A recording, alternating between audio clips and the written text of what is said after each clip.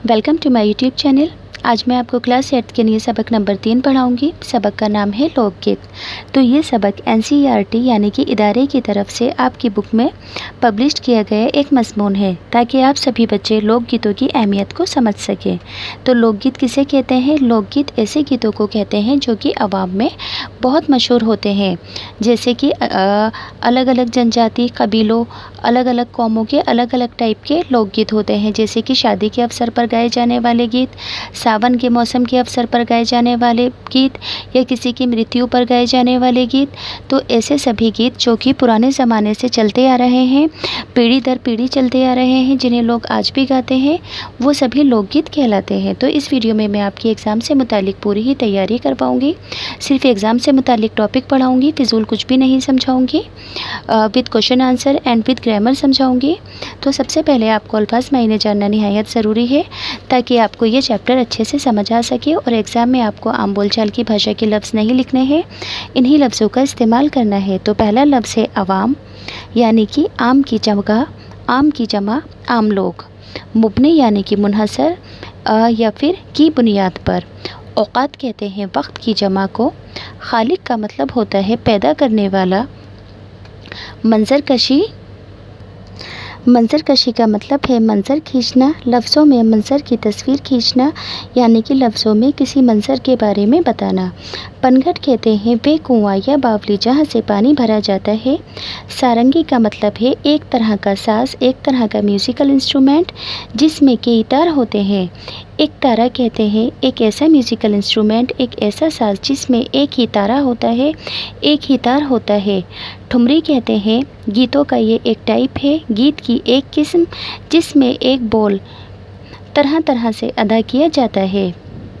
दादरा कहते हैं ये भी गीत की एक किस्म है, जिसमें मुख्तलिफ़ गीतों के बोल या अशार जोड़ दिए जाते हैं, यानी कि अलग अलग गीतों के बोल या अशार आपस में जोड़ दिए जाते हैं, जिसे दादरा कहते हैं। नेक्स्ट है कजरी, यानी कि बरसात में गाए जाने वाले गीत की एक किस्म, जिसको कजरी कहते हैं। अगला लफ्ज़ है बारहमासा, शायरी की एक किस्म, ऐसी नज़्म जिसमें साल के 12 महीनों और मुख्तलिफ़ मौसमों का ज़िक्र किया जाए।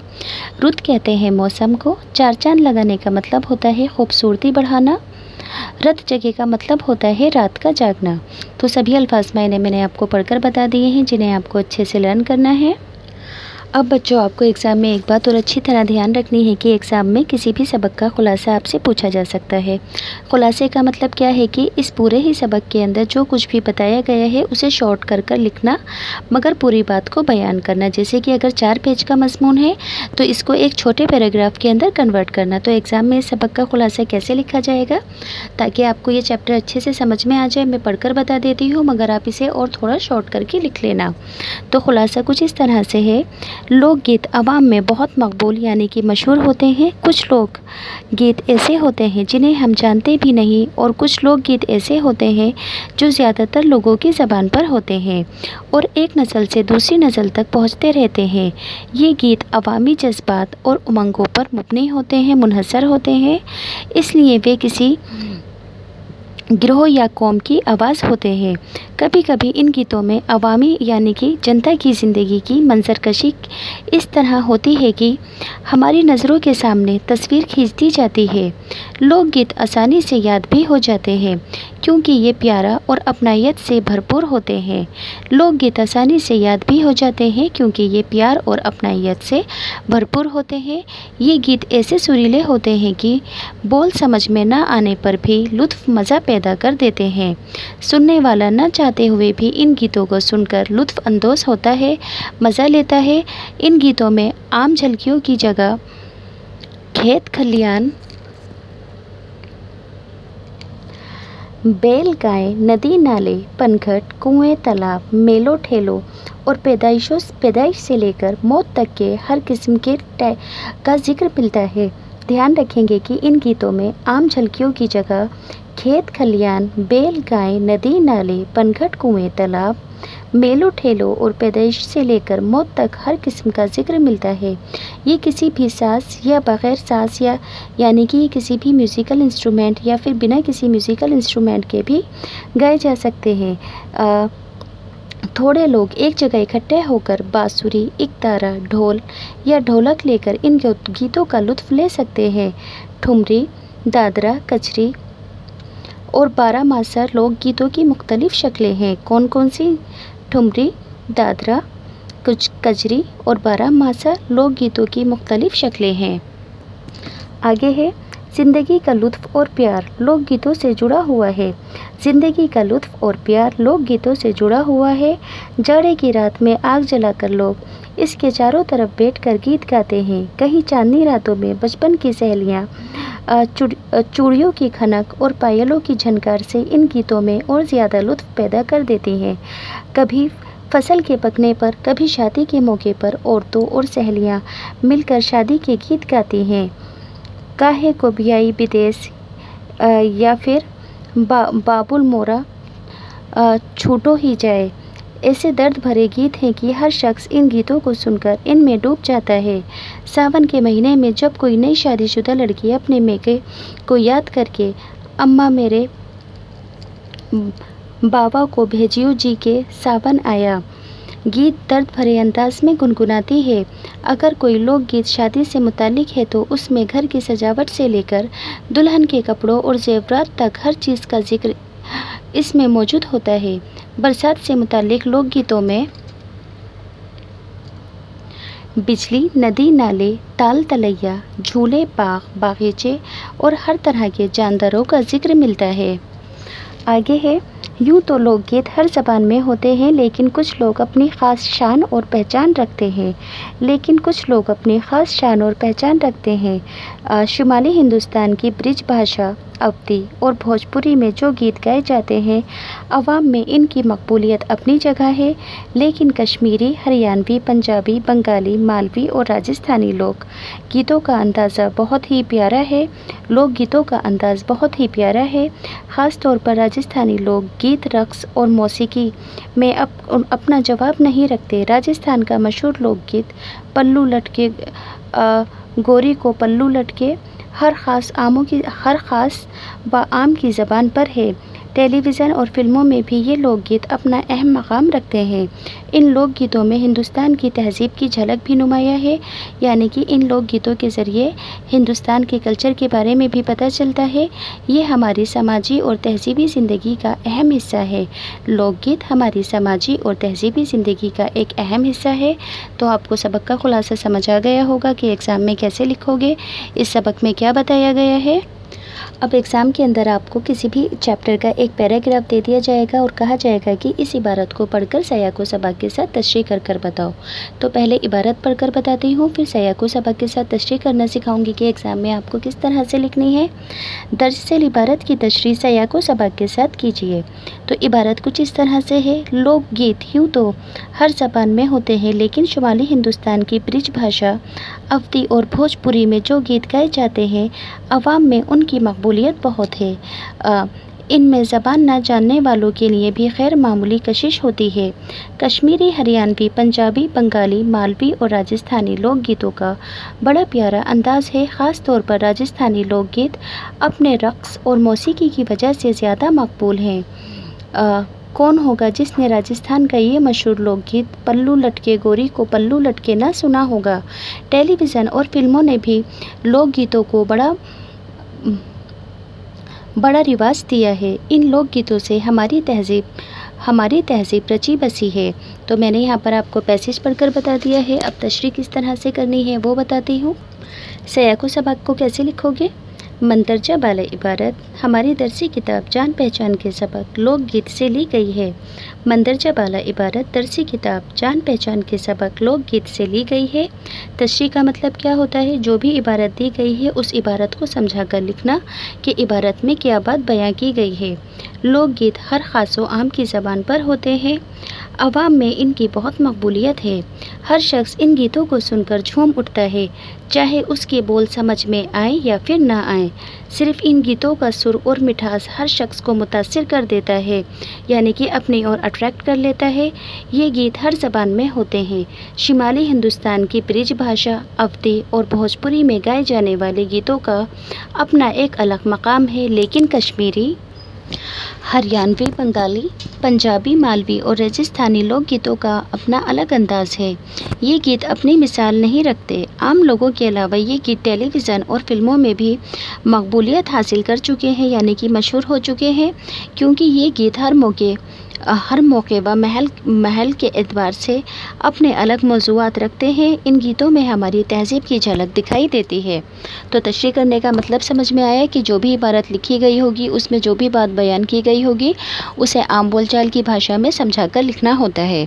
अब इसी तरह से एग्ज़ाम में एक और सवाल पूछा जाएगा कि कोई भी एक आपके सबक से मुताल्लिक इबारत दे दी जाएगी और कहा जाएगा कि इस इबारत को पढ़कर कुछ सवालों के जवाब दो। तो पहले मैं आपको इबारत पढ़कर बताऊँगी और फिर इस इबारत से रिलेटेड सारे सवाल जवाब पढ़कर बताऊँगी। इससे आपकी एडिशनल क्वेश्चन आंसर की तैयारी हो जाएगी और सबक भी अच्छे से समझ आएगा। मंदरजा से इक़्तिबास को गौर से पढ़िए और दिए गए सवालत के जवाब दीजिए। लोकगीत ऐसे सुरीले और रसीले होते हैं कि पूरे बोल समझ में ना आए तब भी सुनने को जी चाहता है। मिली जुली अनजानी कोशिशों से पैदा होने वाले इन गीतों में हर शख्स के लिए अपनायत और प्यार होता है, इसलिए ये गीत आसानी से याद हो जाते हैं। इनकी ज़बान और ख़याल दोनों सादा होते हैं। इन्हें गाने बजाने और इनसे लुत्फ़ लेने के लिए किसी बाकायदा यानी कि किसी एक रूल या इल्म की ज़रूरत नहीं होती। यही वजह है कि इनके मौज़ूआत कहते हैं मौज़ू की जमा को। इनके मौज़ूआत में आम ज़िंदगी की झलकियों की जगह खेत खलियान, बैल गाय, नदी नाले, पनघट, कुएँ, तालाब, मेलों ठेलों और पैदाइश से लेकर मौत तक हर किस्म का जिक्र मिलता है। इन्हीं गानों के लिए बहुत से साज़ों यानी कि म्यूज़िकल इंस्ट्रूमेंट की ज़रूरत नहीं होती है। बस एक सारंगी या फिर बांसुरी, एक तारा, घड़ा, ढोल या फिर एक ढोलक ही काफ़ी होता है। ये किसी भी साज़ पर गाए जा सकते हैं और बग़ैर साज़ के भी गाए जा सकते हैं। ठुमरी, दादरा, कजरी ये सब लोकगीतों की एक किस्म है। बारहमासा भी इसकी एक मशहूर किस्म है लोकगीत की। तो मैंने आपको यहाँ पर इबारत पढ़कर बता दी है, तो कुछ सवालों के जवाब देने हैं। सवाल नंबर 1, लोकगीत आसानी से क्यों याद हो जाते हैं? जवाब, लोकगीतों में हर शख्स के लिए अपनायत और प्यार होता है, इसलिए ये आसानी से याद हो जाते हैं। सवाल नंबर 2, लोकगीतों में किन चीज़ों का जिक्र मिलता है? जवाब, लोकगीतों में आम जिंदगी की झलकियों की जगह खेत खलियान, बैल गाय, नदी नाले, कुएं, तालाब, पनघट, मेलों ठेलों और पैदाइश से लेकर मौत तक हर किस्म का जिक्र मिलता है। सवाल 3, लोकगीत गाने के लिए कौन से साज़ की ज़रूरत पड़ती है? जवाब, लोकगीत गाने के लिए बहुत से साज़ों की ज़रूरत नहीं होती, बस एक सारंगी, बांसुरी, एक तारा, घड़ा, ढोल या एक ढोलक ही काफ़ी होता है। सवाल 4, लोकगीत की मशहूर शक्ल का क्या नाम है? बारहमासा लोकगीत की मशहूर शक्ल है। तो मैंने इस इबारत के सभी क्वेश्चन आंसर पढ़कर बता दिए हैं ताकि एडिशनल क्वेश्चन आंसर तैयार हो सकें आपके एग्ज़ाम के लिए। टेक्स्ट बुक से रिलेटेड क्वेश्चन आंसर। सवाल नंबर 1, लोकगीत किसे कहते हैं? लोकगीत उन गीतों को कहते हैं जो आवाम में बहुत मकबूल होते हैं। ये गीत अवामी जज्बात, उमंगों और तज्ज़ियों पर मुबनी होते हैं और एक नस्ल से दूसरी नस्ल तक पहुंचते रहते हैं। दोबारा पढ़कर बताती हूँ, लोकगीत उन गीतों को कहते हैं जो आवाम में बहुत मशहूर होते हैं, मकबूल होते हैं। ये गीत अवामी जज्बात, उमंगों और तज्ज़ियों पर मुबनी होते हैं और एक नस्ल से दूसरी नस्ल तक पहुंचते रहते हैं। सवाल नंबर 2, लोकगीतों के मौज़ूआत क्या होते हैं, यानी कि लोकगीत किन टॉपिक्स पर लिखे जाते हैं, गाए जाते हैं? जवाब, लोकगीतों में आम जिंदगी की झलकियों की जगह खेत खलियान, बैल गाय, नदी नाले, पनघट, कुएं, तालाब, मेलों ठेलों और पैदाइश से लेकर मौत तक हर किस्म के मौज़ूआत इसमें शामिल होते हैं। सवाल 3, लोकगीतों में देहात और कस्बात की समाजी ज़िंदगी से ताल्लुक़ रखने वाली किन बातों को पेश किया जाता है? जवाब, लोकगीतों में देहात और कस्बात की समाजी ज़िंदगी के सारे रंग साफ नज़र आते हैं। लोकगीतों में देहात और कस्बात की समाजी ज़िंदगी के सारे रंग साफ तौर पर नज़र आते हैं। अगर शादी का घर हो तो घर की सजावट, बारातियों की सज धज,